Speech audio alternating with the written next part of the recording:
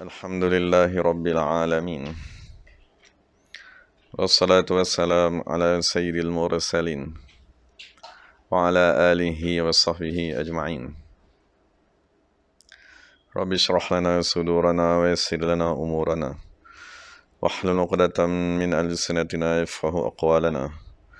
Thabbit aqdamana wa tammim taqsirana ya rabbana rabbal alamin.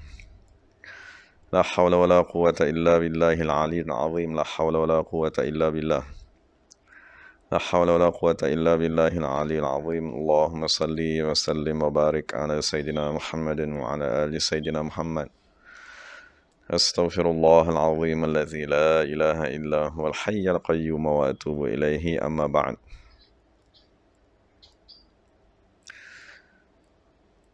Jadi kita sampai pada kata hikmat 85.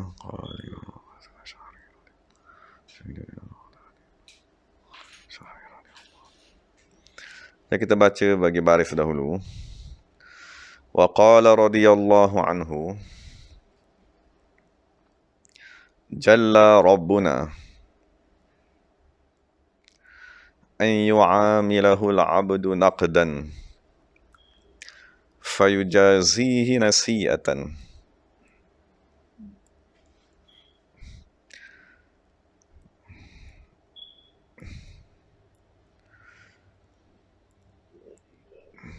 Terjemahannya, Qala telah berkata Ibnu Athaillah As-Sakandari radhiyallahu anhu, Jalla, Maha Agung. Jalla, Maha Agung. Rabbuna, pencipta kami atau pencipta kita.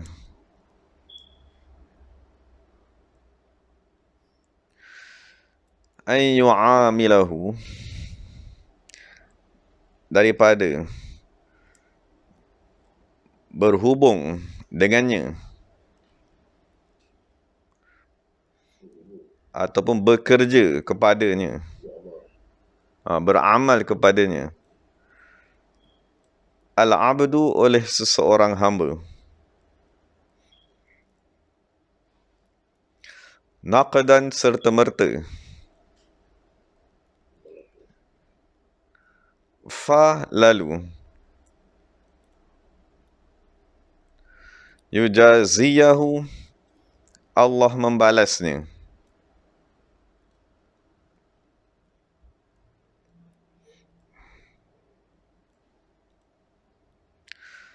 nasi'atan, bertangguh,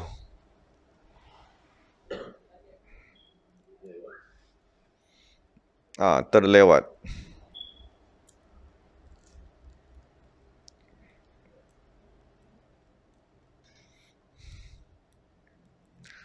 Jadi kita baca syarahnya. Jadi secara umumnya, kata hikmat ni dia merujuk kepada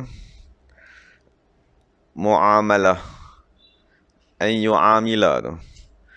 An yu'amila maknanya kita berhubung dengan Allah Subhanahu wa ta'ala. Jadi dalam buku fiqh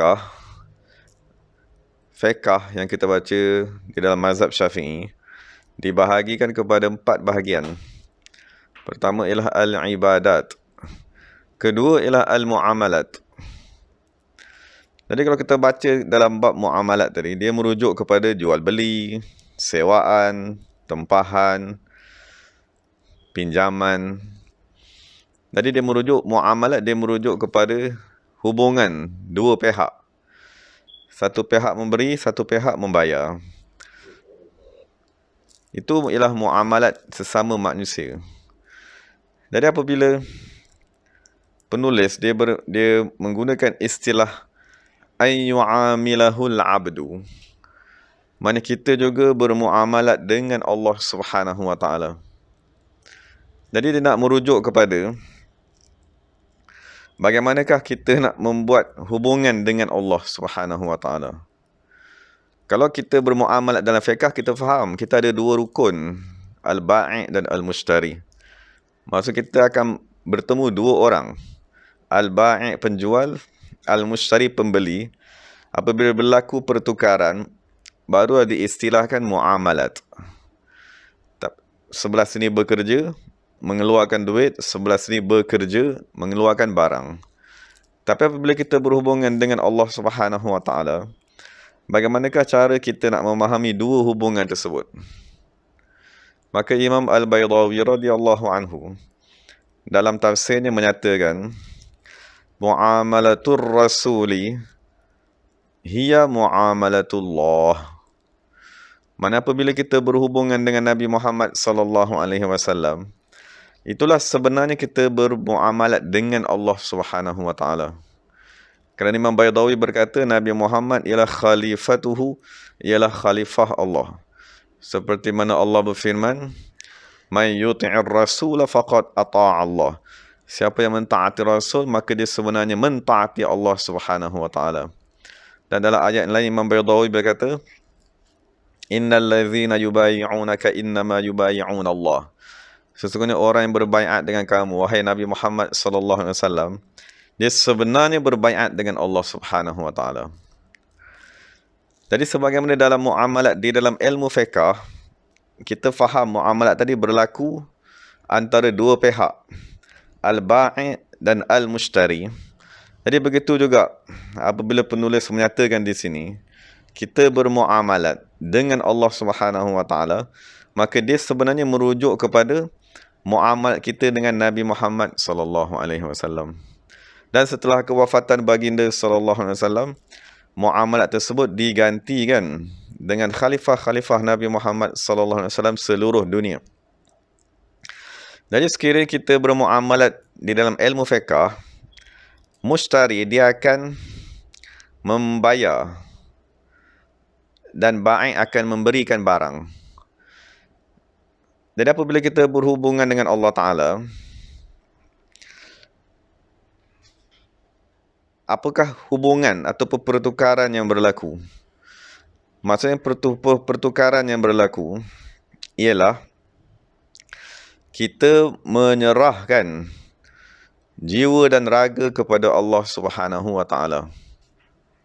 Maksudnya segala amalan kita, segala pergerakan kita serahkan kepada Allah Subhanahu wa taala, dan Allah Subhanahu wa taala membayarnya dengan al-jannah, syurga. Maksud dalam Quran dia bagi tahu innallaha ashtara minal mu'minina anfusahum al-jannah. Maksudnya Allah Taala membayar, membeli jiwa-jiwa umat Islam dengan bayaran syurga. Jadi itu ialah nas Quran, hubungan dengan Allah Subhanahu wa taala. Tapi apabila kita datang kepada realiti semasa, sahabat-sahabat radhiyallahu anhum mereka berjanji dengan Nabi Muhammad sallallahu alaihi wasallam, berbaiat dengan Nabi sallallahu alaihi wasallam, dan apabila berjanji Nabi akan cakap sama juga. Kalau kamu mentaati janji tersebut, kamu menunaikan janji tersebut, bayarannya ialah al-jannah, syurga. Sebagaimana yang kita baca kisah seorang kulit hitam yang berjumpa dengan Nabi sallallahu alaihi wasallam di perang Khaybar. Dia bertanya kepada Nabi, sekiranya aku mengikut kamu, mempercayai kamu, beriman dengan kamu, apakah bayaran? Nabi cakap satu kalimat saja, al-jannah, syurga. Maka dia terus memeluk agama Islam dan dia berperang dan dia meninggal dunia pada ketika itu juga. Dan itu makna muamalatullah, bermuamalat dengan Allah Subhanahu wa taala. Jadi bermuamalat dengan Allah Taala bermaksud bermuamalat dengan Rasulullah sallallahu alaihi wasallam. Bermuamalat dengan Rasulullah SAW pada hari ini bermaksud bermuamalat dengan khalifah-khalifah Nabi Muhammad sallallahu alaihi wasallam seluruh dunia. Maksudnya kita bekerja kepada mereka, melaksanakan arahan kepada mereka naqdan serta merta.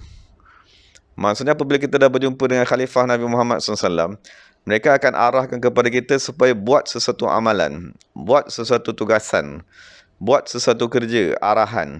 Dan sekiranya kita tadi membuat tugasan tersebut naqdan serta merta, maknanya tunai, maknanya kita tidak bertangguh, kita tidak melewatkan, kita tidak melengahkan pelaksanaan dari itu, maka Allah Subhanahu wa taala yujazihi nasi'atan.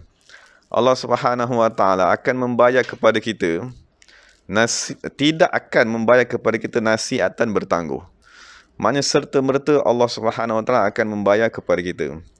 Nanti insya-Allah kita bincanglah apa bentuk bayaran ataupun ganjaran yang Allah Subhanahu wa taala akan berikan kepada kita. Jadi kita baca syarahnya dahulu. Jalla, agung. Dari jalla ialah kata kerja, maknanya azuma, maha besar. Jalaluhu, keagungan Allah. Wa'ala, dan maha tinggi. Karamuhu, kemurahannya.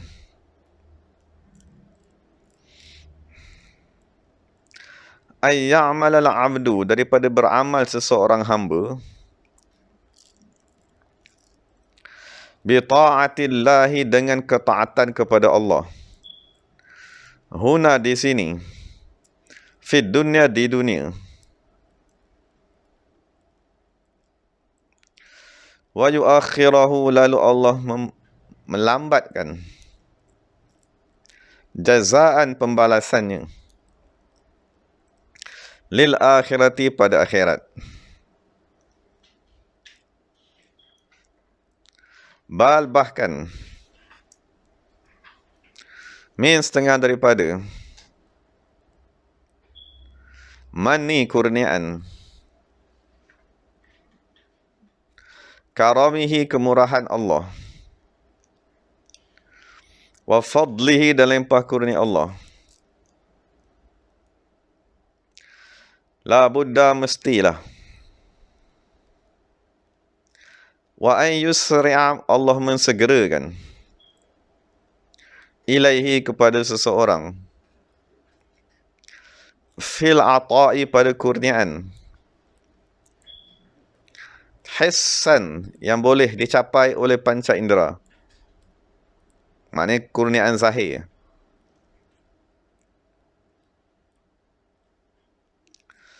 Wa ma'nan, dan kerohanian.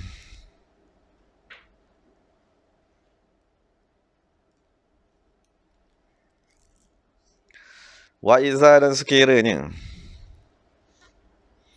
akhara, Allah melengahkan ataupun melewatkan, zalika, kurniaan tersebut, alaihi, ke atas seseorang,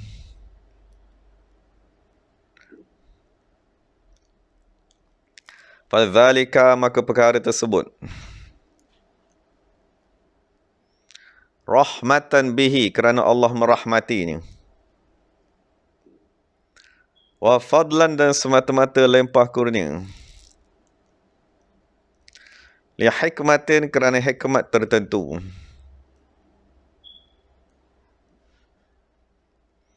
wa yakunu, dan jadilah, at-ta'khir, Allah melewatkan, anfa, lebih bermanfaat, lahu, kepada seseorang.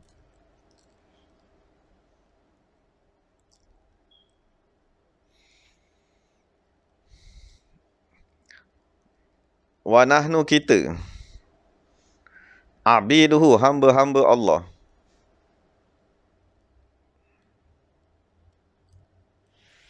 najtahidu, bersungguh-sungguh,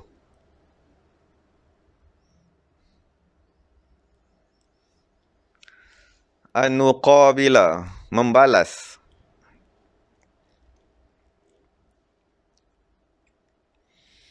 man asda, orang yang memberikan, ilaina, kepada kita, ma'rufan, sesuatu kebaikan, wala, dan tidak, nuakhiruhu, kita melengahkannya, fala, jangan sekali-kali, tadribu, kamu membuat, lillahi, bagi Allah, al-amsala, perumpamaan-perumpamaan, Innallaha ya'lamu, sesungguhnya Allah mengetahui. Wa antum, padahal kamu, la ta'lamuna, tidak mengetahui.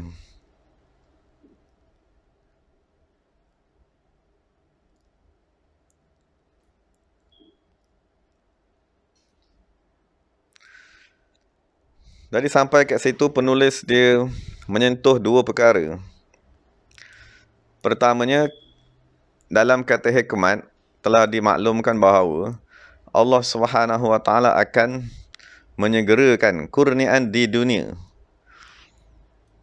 Tapi sekiranya penulis kata berlaku kelewatan, maksudnya Allah belum kurniakan lagi kurniaan tersebut kepada kita di dunia, maka dia kata rahmatan bihi wa fadlan li hikmatin, maka ada hikmat Allah Ta'ala melengahkan tersebut.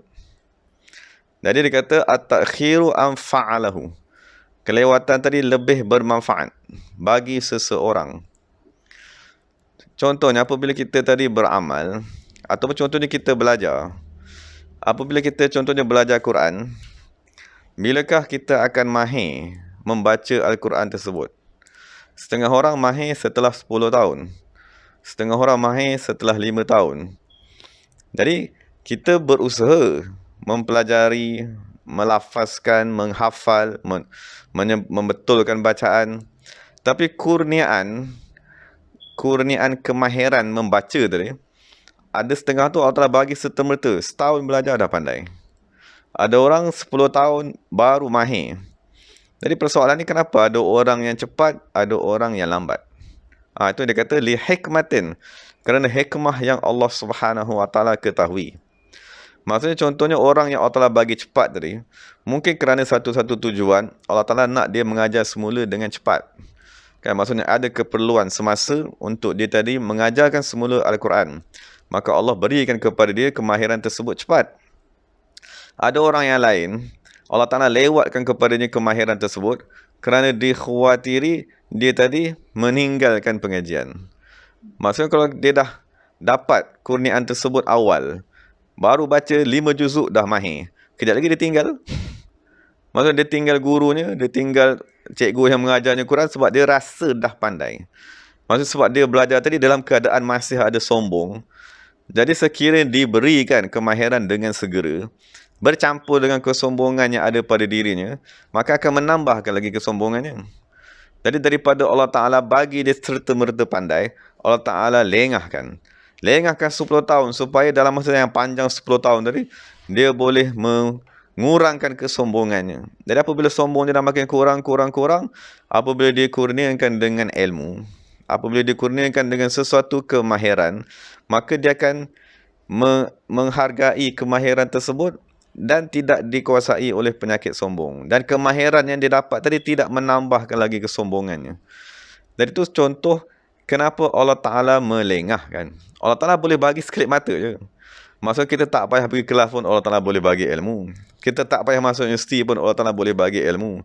Tapi kenapa dibuat segala gambaran zahir syariat yang Allah Ta'ala buat tadi? Semuanya kerana hikmat. Ada yang Allah Ta'ala ajar sekelip mata. Ada yang Allah Ta'ala ajar dalam masa yang panjang. Itu contoh yang penulis nak bagi tahu. Dan apabila berlaku sesuatu kelewatan, kenapa tak pandai-pandai ni? Kenapa tak mahir-mahir? Maka ketahuilah kelewatan tersebut anfa'alahu, lebih bermanfaat kepada orang tersebut. Nokta. Jadi itu perkara pertama yang penulis nak sentuh lah. Maksudnya Allah Ta'ala akan mengurniakan. Apa sahaja usaha yang kita buat, sekiranya dibuat betul-betul mengikuti syarat, tuntutan, kaifiat caranya, maka seseorang pasti akan mendapat kemanfaatan. Tetapi akan mendapat hasilnya. Tetapi sekiranya berlaku kelewatan juga, 10 orang belajar, 8 orang mahir, 2 orang tak mahir. Jadi 2 orang tu kena bersabar. Sebab Allah Ta'ala melengahkan kerana kemanfaatan kepada dirinya sendiri. Itu satu perkara yang penulis sentuh. Perkara kedua, penulis kata, wa nahnu abiduhu. Jadi penulis dia bagi gambaran kepada kita manusia. Sekiranya orang buat baik kepada kita, sekiranya pekerja berbuat baik ataupun bekerja kepada tuannya, maka penulis kata najtahid an nuqabilahu wala nuakhirahu. Mana kita akan bersungguh-sungguh untuk mengurniakan kepadanya balasan dan untuk membayar kepadanya hasil kerjanya, wala nuakhirahu. Ini kita bincang majikan yang baik lah, majikan yang beriman. Maksudnya kalau di zaman dahulu kan, maksudnya apabila jiran masak kan, hantar kepada sebelah rumahnya, maka besok jiran sebelah tadi akan bersungguh-sungguh masak pula serta-merta hantar. Maksudnya bukan dia masak ni hantarnya 1 hari bulan, berarti yang kawannya jiran ni hantar 30 hari bulan, tak ada. Maksudnya keadaan orang beriman, dia akan bersungguh-sungguh berusaha membalas. Jadi begitulah tanda orang beriman, dia akan menghargai orang lain, orang yang berbuat kebaikan kepadanya. Jadi penulis kata, sekiranya manusia, sifat baik manusia, dia akan menyegerakan membalas kebaikan seseorang, maka Allah Subhanahu Wa Taala lebih lagi. Maksud, takkanlah kita dah semayang 5 tahun, 10 tahun, 20 tahun, takkan Allah Ta'ala tidak membalas sesuatu pun di dunia. Cuma sekiranya tidak berlaku pembalasan di dunia, kurniaan di dunia, maka kita kena kajilah betul ke amalan yang kita buat, cukup ke syarat yang kita buat. Kita bermuamalah dengan Allah Ta'ala tu maksudnya kita dah bermuamalah ke dengan Rasulullah. Bermuamalah dengan Rasulullah maknanya kita dah bermuamalah ke dengan khalifah Allah di dunia ni. Kalau kita dah bermuamalah dengan khalifah Allah, kita dah mencari khalifah Allah dan berjanji dengannya, pasti syurga tadi akan dapat di dunia. Pasti ganjaran akan diberikan di dunia. Jadi penulis kata, fala tadribu lillahil amsal. Maksudnya kita tadi kata, sekiranya manusia pun bersungguh-sungguh untuk membayar dengan segera, maka Allah lebih lagi. Cuma macam mana pun kita jangan samakan Allah Ta'ala dengan manusia. Fala tadribu lillahil amsal. Jangan sekali-kali kamu menyamakan Allah Subhanahu Wa Ta'ala dengan keadaan manusia. Wallahu ya'lamu, kerana Allah Ta'ala dia sajalah yang mengetahui, tetapi kamu tidak mengetahui hakikat sebenar di sisi Allah Subhanahu Wa Ta'ala. Dari sambung, faman aqbala, siapa yang menghadap Allah, kepada Allah Ta'ala. Ini orang yang dah mula bermuamalat dengan Allah. Bila dikata menghadap kepada Allah ni, kita kena maklum, menghadap kepada Allah ialah menghadap kepada Rasulullah sallallahu alaihi wasallam. Menghadap kepada Rasulullah ialah menghadap kepada khalifah Rasulullah di dunia. Dan dia masukkan dengan menghadap tu bukanlah menghadap dengan jasad. Dia maksudnya lah menghadap bil qalbi, dengan hatinya. Maksudnya hatinya sentiasa menghadap Allah Subhanahu Wa Taala, mengingati apa yang dia hadap tersebut. Jadi faman aqbala, siapa yang menghadap kepada Allah Taala bisidqi, dengan benar, as-sayri, berjalan, was-suluk, dan berjalan. Maksudnya dalam perjalanannya di atas sirat mustaqim, dia benar-benar sidq. Maksudnya sidq tadi tu dia benar-benar berniat untuk sampai kepada Allah dan Rasul, bukan niat benda yang lain lah. Was-sabara, dan dia bersabar, melaksanakan arahan dan meninggalkan larangan. Was-sabara, dan bersabar melawan nafsunya.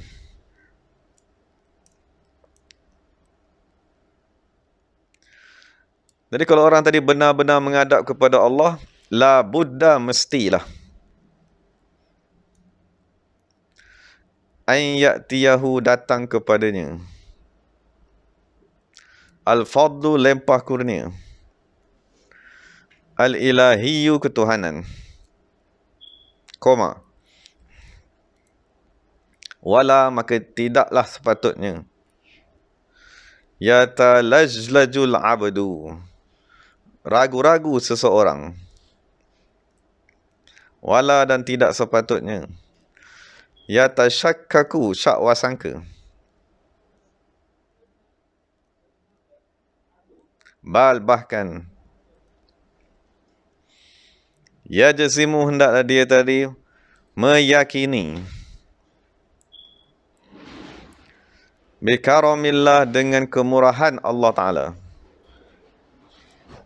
wa ata'ihi, dan kurniaan Allah, fil waqti, pada waktu, alladhi, yang, yuriduhu, Allah kehendaki, subhanahu, penyucian kepadanya. Itu hubungan dengan Allah. Wa hakadha, begitulah. Baqiyatu, yang lain lagi. Al-a'mal, daripada segala amalan-amalan. Maknanya kita yakinlah sekiranya kita tadi berhubung dengan Allah melalui Rasulullah dan Khalifah Rasulullah, itulah hubungan yang pertama. Hubungan dengan Allah Subhanahu Wa Taala. Janganlah kita syak wasangka dan ragu-ragu bahawa Allah Ta'ala mesti membalasnya di dunia sebelum akhirat. Cuma sekiranya pembalasan tersebut tidak berlaku, kita tak rasa dapat apa pun, maka ketahuilah kita masih belum menyempurnakan tuntutan. Kita belum berjanji dengan Allah, belum berjanji dengan Rasulullah dan Khalifah ni, kita belum beramal lagi. Macam mana nak ada dia punya ganjaran? Wa hakadha, dan begitu juga amalan-amalan yang lain. Min, seperti birrin, berbuat baik. Lil walidaini, kepada kedua ibu bapa. Wasilatin, dan menghubungkan. Lil arham, silaturahim. Wasadaqatin, dan sedekah-sedekah. Wa ghairiha, dan selainnya.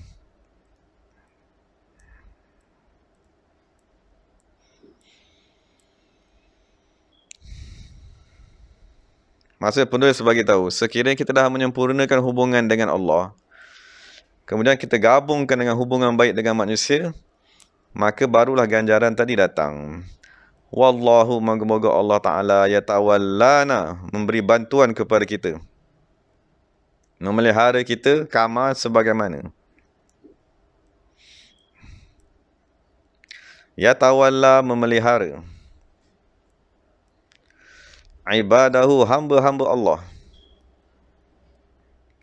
As-salihina, yang saleh. Amin. Moga-moga Allah memperkenankan.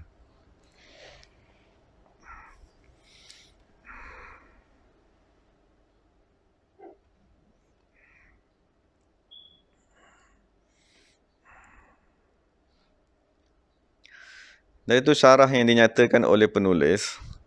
Jadi kita bincang beberapa kalimat lah.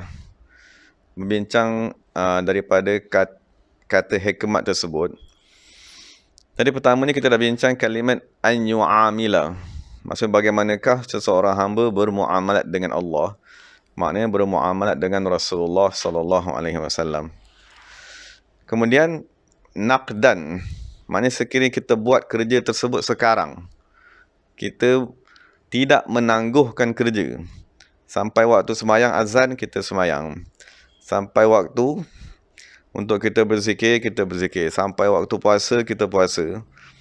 Jadi yujaziyahu nasi'atan.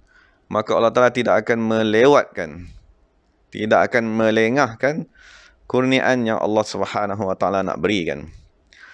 Dan apabila kita baca syarah, antara syarah yang ditulis di dalam hikam, jadi persoalannya, apakah kerja dan apakah ganjaran tadi? Maksudnya kita cuba cari satu nas ataupun hadis daripada Nabi Muhammad SAW untuk kita tadi memahami secara mudah apakah kerja yang sepatutnya kita buat dan apakah ganjaran yang akan didapati serta-merta tadi. Jadi antara hadis yang Nabi SAW menyatakan, hadis ni kita dah maklum. Maksudnya Nabi SAW bersabda, majtama'a qaumun fi baitin min buyutillah yatluna kitab Allah wa yatadarasuna fima bainahum. Jadi antara kerja muamalat dengan Allah ni luas. Tapi yang secara khususnya Nabi SAW bagi tahu, satu kumpulan manusia berhimpun di dalam rumah Allah. Kemudian mereka tadi membaca Quran.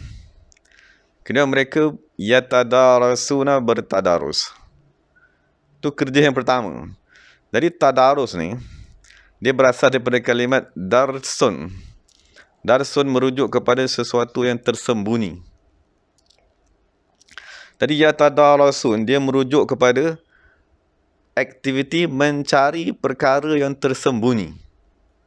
Maknanya bila kita duduk dalam satu majlis, sama-sama membuka Al-Quran, kita mencari makna-makna di dalam Al-Quran yang tersembunyi, yang tidak difahami.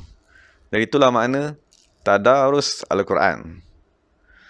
Maksudnya kalau kita di zaman Nabi, semasa Nabi melafazkan ayat wa yatadarasuna fima bainahum, Nabi maksudkan mereka duduk dalam majlis membaca ayat Al-Quran dan mengkaji makna Al-Quran tu. Itu satu aktiviti yang amat penting di dalam agama Islam. Maksudnya duduk bertadarus membaca Al-Quran. Jadi sekiranya kita hanya duduk membaca kawan kita dengar, lepas tu kawan kita pula baca, kawan kita dengar, kawan kita pula baca, betulkan baris, ni baca lagi, betulkan hukum tajwid. Jadi itu baru separuh dia panggil yatlun, kita baru membaca. Adapun aktiviti mudarasah, maksudnya mempelajari isi kandungan Al-Quran, itu masih belum kita lakukan. Jadi soalannya, di mana berlaku tadarus tadi? Hari ni tadarus tu berlakunya macam mana?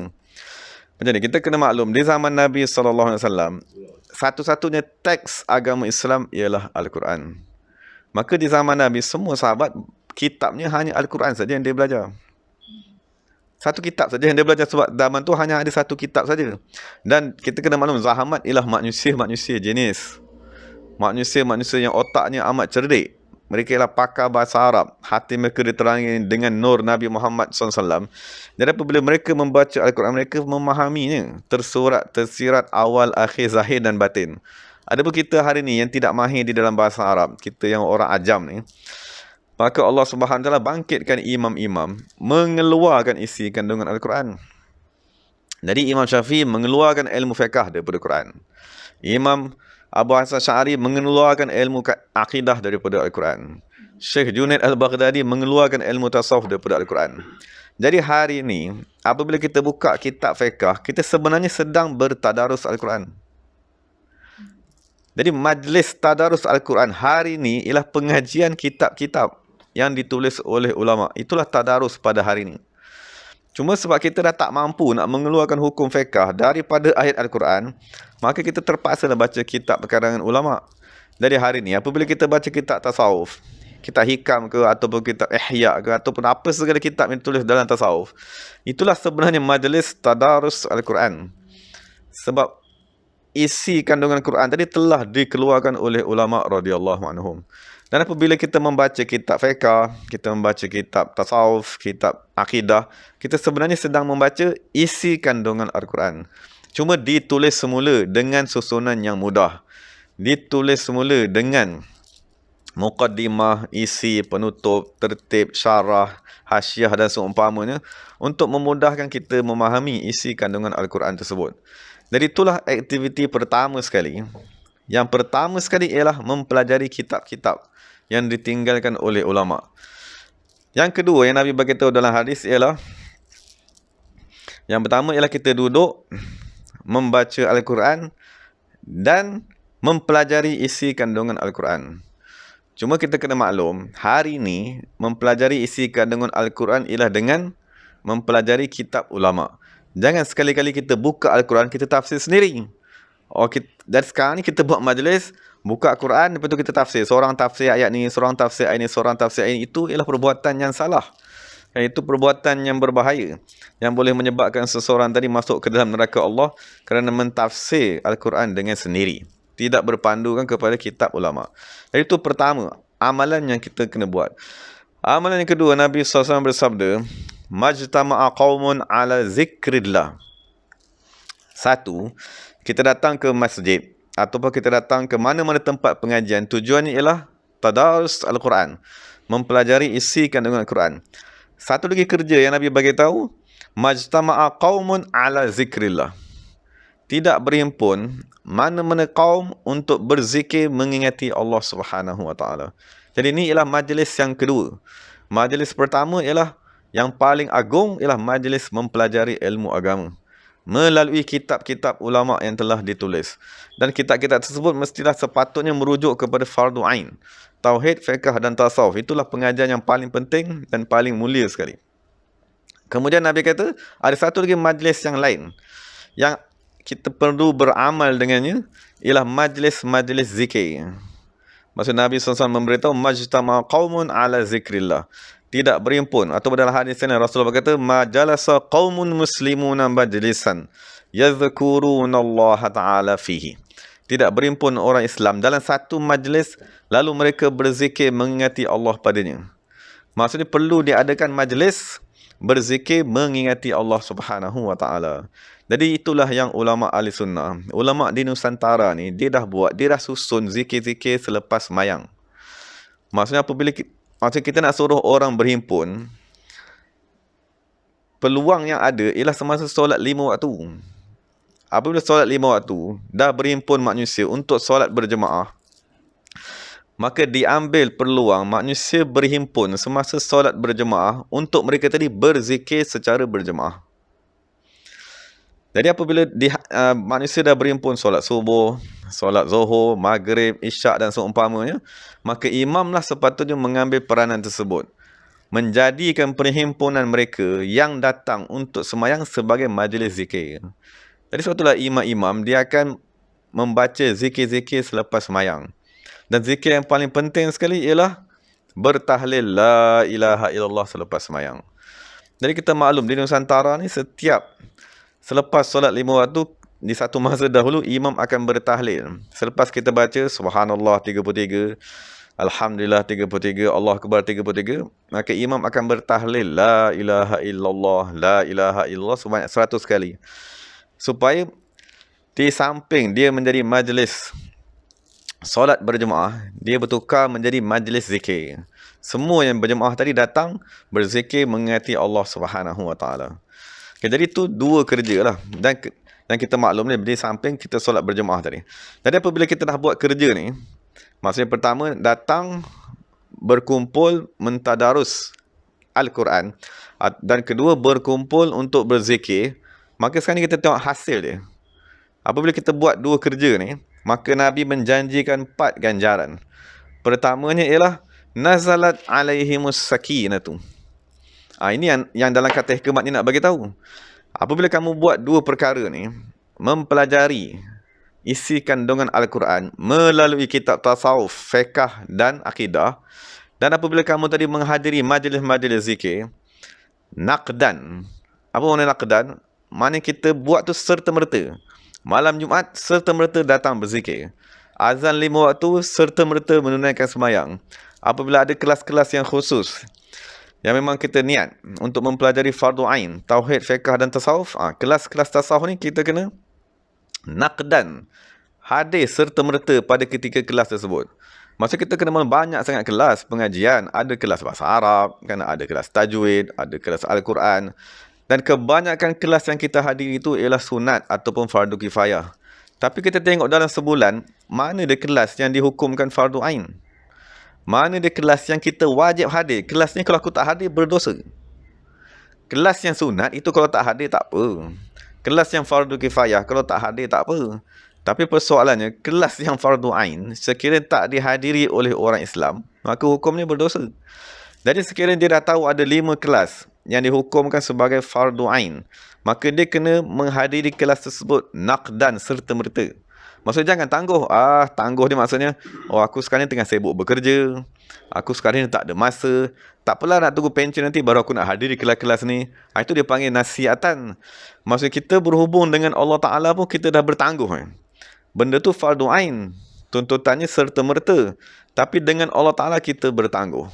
Jadi apabila kita bertangguh dengan Allah Ta'ala, macam mana Allah nak bayar tu serta-merta? Kita dah niat dalam hati. Tak apa ni kemudian. Sekarang belum masanya lagi. Sekarang aku tengah nak memperbaiki kedudukan ekonomi, keluarga, rumah, apa segala pangkat kedudukan. Jadi kita niat menangguhkan untuk mentaati Allah Subhanahu Wa Taala. Jadi sekiranya kita dah usaha melakukan dua perkara ni, menghadiri majlis-majlis fardu ain, kelas-kelas fardu ain, dan menghadiri majlis zikir. Sebab majlis zikir pun fardu ain juga. Kan, untuk kita membersihkan hati, untuk kita mengingati Allah ni, kedua-dua ni adalah fardu ain. Jadi kalau kita boleh menghadiri kedua-dua majlis ni, majlis zikir dan majlis pengajian kitab fardu ain, naqdan serta-merta. Maknanya setiap kali malam Jumaat kita akan cari majlis zikir, kita hadiri. Dan setiap hari kita ada satu waktu kita duduk berzikir mengingati Allah dan tak bertangguh. Kan, sampai saja waktu kita buat, sampai saja waktu kita buat, sampai saja waktu kita buat. Maka Nabi SAW menjanjikan 4 perkara. Nabi kata, illa nazalat alaihimus sakinatu. Melainkan akan turun kepada mereka sakinah. Jadi lafaz sakinah, dia berasal daripada 3 huruf lah. Sin, kaf dan nun. Jadi sakinah dia merujuk kepada tidak bergerak, tiada bergoncang. Tidak bergerak, keadaan tidak bergerak, tidak bergoncang, itulah terjemahan kepada sakinah. Jadi kurniaan pertama yang paling agung, yang apabila seseorang tadi menghadiri majlis zikir dan menghadiri majlis-majlis fardu ain, pengajian kitab-kitab fardu ain, ialah Allah Ta'ala akan menurunkan kepadanya sakinah. Cuma persoalannya sakinah ni macam apa kesannya pada hidup kita. Betul ni, sakinah ni dia bermaksud tidak bergerak. Tidak bergerak ni maknanya macam ni. Apabila dia dikurniakan kepada kita, ada sakinah tu kepada diri kita, maka sakinah tadi akan berpindah kepada orang sekeliling. Maknanya pergerakan yang nak dipadam oleh sakinah ni ialah pergerakan nafsu yang jahat. Maksud nafsu kita ni dia sifatnya ialah keliaran, liar. Nafsu kita ni dia seperti binatang yang liar. Nak lari ke depan, nak lari ke belakang, dia tak mau terikat, degil, tak mau dengar arahan. Tapi apabila dikurniakan dengan sakinah, maka nafsu tadi akan diam. Nafsu tadi akan tenang. Jadi sebagaimana lafaz sakinah ni, dia sebagaimana pisau. Pisau di dalam bahasa Arab diistilahkan sebagai sikinun. Pisau sikin tu, kenapa pisau dinamakan sikin? Sebab dia menghilangkan pergerakan binatang yang disembelih. Jadi sama juga, kalau seseorang suami, dia mempunyai sakinah, maka dia boleh menghilangkan pergerakan nafsu jahat yang berada pada isteri dan anak-anaknya dan orang sekelilingnya. Maknanya itulah dia panggil sakinah. Maksudnya, anak tadi diganggu oleh syaitan, menyebabkan nafsunya degil, menyebabkan nafsunya meronta-ronta. Tapi apabila nafsu yang meronta-ronta tadi menghadap bapanya, disebabkan bapanya tadi ada sakinah, maka serta-merta nafsu anaknya berhenti. Serta-merta nafsu bininya yang meronta-ronta, yang degil, yang membebel, meletih tadi tu, serta-merta dia akan berhenti kerana ketakutan kepada sakinah yang ada pada seseorang tersebut. Jadi itu faedah sakinah tadi. Maksudnya dia akan meredakan sesuatu keadaan. Jadi itu yang pertama sekali Nabi bagi tahu, as-sakinah dia diterjemahkan dengan al-haibatu, kegerunan, ataupun al-mahabatu, ketakutan. Maksud seseorang yang dikurniakan dengan sakinah, dia akan digeruni oleh orang lain. Apa maksud digeruni oleh orang lain? Maksudnya isteri akan menghormati suami tersebut. Sebab suami tadi ada sakinah. Anak-anak akan hormat kepada ibu bapa. Sebab bapa tadi mempunyai sakinah tersebut. Jadi hari ini permasalahannya yang menyebabkan berlaku kerosakan di dalam masyarakat. Sebagai contohnya, masalah antara isteri dengan suami. Apabila suami tidak mempunyai sakinah, dia tak boleh meredakan kedegilan isteri tadi. Meronta-rontanya isteri tadi tak boleh diredakan sebab suami tidak mempunyai sakinah. Maka dia akan menyebabkan berlakunya apa dia? Akan menyebabkan berlakunya perceraian yang amat banyak. Pergaduhan di antara suami isteri, antara lelaki dan perempuan. Dan kita maklum, syaitan dia ada arasnya di atas laut.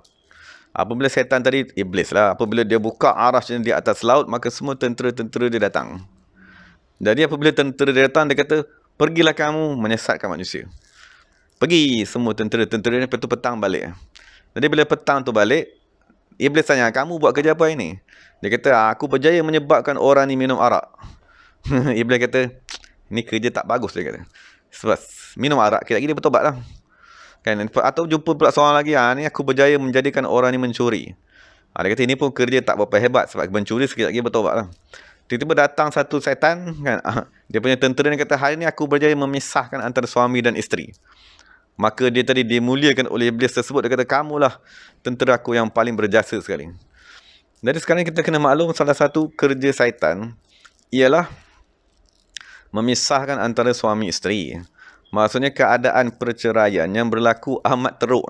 Maksudnya amat menakutkan. Dan dia kata perceraian yang banyak berlaku ni antara umur 30 dan 35. Maksudnya orang yang dah menikah 5 tahun. Dalam antara 5 tahun yang pertama tu, banyak sangat berlaku perceraian pada hari ni. Dan dia merujuk kepada setiap hari. Ni seluruh Malaysia ni, setiap hari berlaku perceraian 150 pasangan. Jadi kenapa berlaku perceraian? Jadi sebab suami tidak memiliki sakinah. Maksud apabila suami tadi tak ada sakinah, dia tak ada satu alat untuk meredakan isterinya.